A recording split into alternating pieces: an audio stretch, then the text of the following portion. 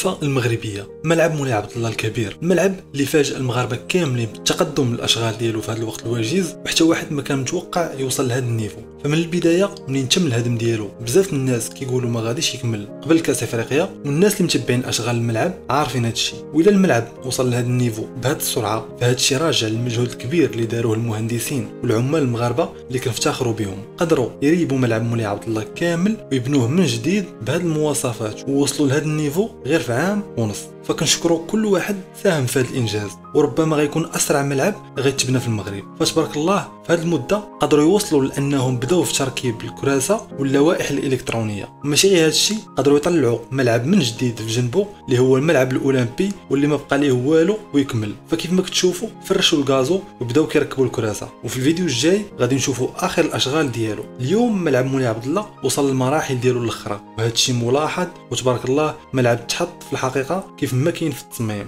وفي هذا الفيديو غادي نشوفوا اخر الاشغال ديال الملعب بالتفصيل فين وصلات، غنشوفوا كل جزء من الملعب فين وصل، غنشوفوا الاشغال الداخليه والخارجيه واش داكشي كينطابق للتفاصيل اللي حطوا على الملعب في البدايه، وغنشوفوا حتى الاشغال ديالو في الفضاء الخارجي. هادشي كله وكثر غنعرفوه في هذا الفيديو. غنطلب منكم حاجه وحده، دير ابوني للقناه كدعم ليا باش نزيد نتموتيفا ونطور من المحتوى اللي كنقدم ونجيب لكم مواضيع جداد وزوينين. فهبط دابا نيت وورك على ديك ابوني، دير معاك جيم. وفريمون هاد المره محتاج التفاعل ديالكم بحكم انه تم التبليغ على القناه ديالي من شي ناس الله يهديهم، وما بقاوش الفيديوهات الجداد كيتقترحوا. فعاونوني بجيم لهذا الفيديو، واذا عندك شي صديق مهتم بمحتوى الفيديو بارطاجيه معاه. وشكرا، وكمل الفيديو حتى الاخر. اجي نحلوا النيفو اللي وصل ليه الملعب اللي تبارك الله ولا كيبهر. واذا دوزتي من حداه مؤخرا ضروري غادي تكون تفاجئتي بالشكل وكميه الحديد اللي هاز في السقف والغلاف ديالو. فملعب مولاي عبد الله من الملاعب القلال اللي كيعتمدوا على هذه الطريقه التسقيف، لانها صعيبه وكتاخذ وقت، وخاصك تكون متمرس ديال بصح باش تحطو كيف ما هو. العكس في بعض الملاعب بحال ملعب طنجه اللي طريقه التسقيف ديالو سهله، كتعتمد على الكابلات والتغليف بالقماش، وحتى هي زوينه وكتقام رخص. ولكن ما عرفناش سبب هذا التاخير كامل وشبه واقفه فيه الاشغال حاليا. اما ملعب مولاي عبد الله فطريقه التسقيف اللي خدامين عليها صعيبه ومكلفه. اللي كيزيد الصعوبه ديالها هو الغلاف ولا الجناب ديالها مخدوم مع السقف وعندهم نفس الشكل، دونك مخدومين بنفس الاجزاء. فإلا لاحظتوا في بدايه التسقيف بدات الخدمه من التحت وبقاو كيركبوا جزء بجزء حتى وصلوا للحلقه اللي تبارك الله ما شاء الله نقدروا نقولوا حتى هي كملات. كيف ما كيبان لكم الاشغال كانت مركزه على الحلقه اللي غادي تجمع السقف، وهنا كيبان الكميه ديال الكروات اللي مستعملين باش يجمعوا الحلقه. فمن قبل الى رجعنا 5 ايام قبل غيبان لكم بلي الكروات او الرافعات كانوا مركزينهم على الجزء الاخر من السقف، بما انهم سحبوهم من هاد البلايص دونك سالوا من كاع الاجزاء اللي كيكونوا السقف. دونك بالنسبه للسقف حاليا بشكل رسمي كملوا الاجزاء كاملين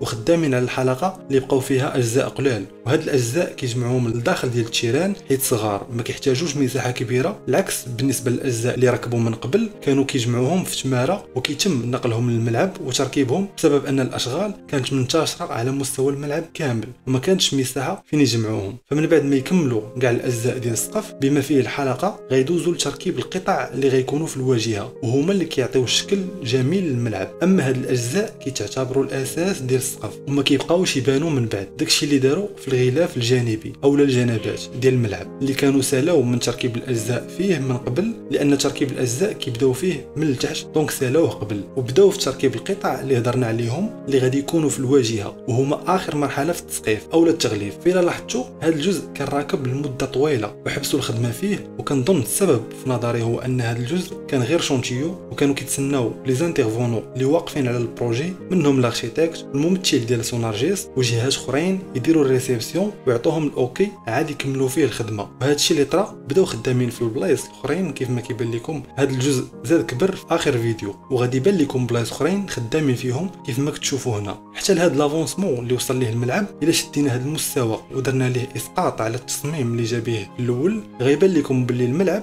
غادي في الاتجاه الصحيح. كيف ما كتشوفوا القطع اللي غيكونوا في الواجهه بحال اللي كاينين في التصميم. نفس الشيء بالنسبه للحلقه عندها نفس السمك، حتى الحواف والتقوس ديال الزوايا الملعب تحطوا يطلعوا في الواقع كيف ما كاين في التصميم. فاللهم بارك، ما علينا غير نحييو الناس اللي واقفين على الاشغال ديال الملعب. نرجعوا الاشغال الملعب وبالضبط الداخليه كيف ما غادي تكونوا ديجا سمعتوا باللي بداو في تركيب الكراسه. فمن قبل اذا كنتم متبعين الاشغال كانوا ركبوا بعض الكراسه وحبسوا، والسبب كيف ما ذكرنا قبل باش يصادقوا عليهم الجهات المختصه. وحاليا رسميا بدات عمليه تركيب الكراسه. الا خدينا صور من الداخل غيبان لكم بوضوح تركيب الكراسه في المدرجات العليا باللون الاحمر، مغطينها باش ما تغبرش او لا تشرط بحكم ان الاشغال مازالت مستمره. الا لاحظتوا هنا المدرجات كل بلاصه في اللون، واللون الرسمي والاخير هو الاصفر. اما هادو فهو طلاء داروه باش يحمي البيطون من التاكل. المدخل ديال المدرجات غيبان لكم مازال ما بداو فيه الخدمه، وحتى الدروج اللي غادي يطلعوا منه الجمهور باش يريحوا في الكراسه. بالنسبه للجانب التقني والفينيسيون فبداو في تركيب اللوائح الالكترونيه الخاصه بالاشارات. فكيف ما قلنا قبل في اول فيديو كنهضروا فيه على ملعب مولاي عبد الله والقصه ديالو، فالملعب غادي يجيب 3 طبقات من اللوائح الالكترونيه وشاشتين كبار بمساحه 221 متر مكعب بحال اللي في الملعب ديال توتنهام الانجليزي، وغيكون اول ملعب في افريقيا في هذه المواصفات. فبالنسبه للاشغال الخارجيه باش يبداو خدامين فيها، خواو الجناب ديال الملعب من كاع الالات كيف ما كيبان. كاينين هنا 3 المداخل قراب من الملعب خدامين عليهم. الاول خاص بالصحافه، والثاني خاص بسيارات اسعاف والحافلات ديال اللعابه. فبفضل هذا النفق غادي يقدروا يدخلوا ديريكت للفيستير. وهذا المدخل الثالث خاص بالشخصيات الكبيره وكيدير المنطقه الفي اي بي اللي كاينه في الملعب. هاد المداخل جاو من الجهه الاخرى ديال الملعب، من جهه الملعب الاولمبي. اما هاد الجهه كيتبنى فيها الباركينغ في بلاصه الباركينغ القديم نيت،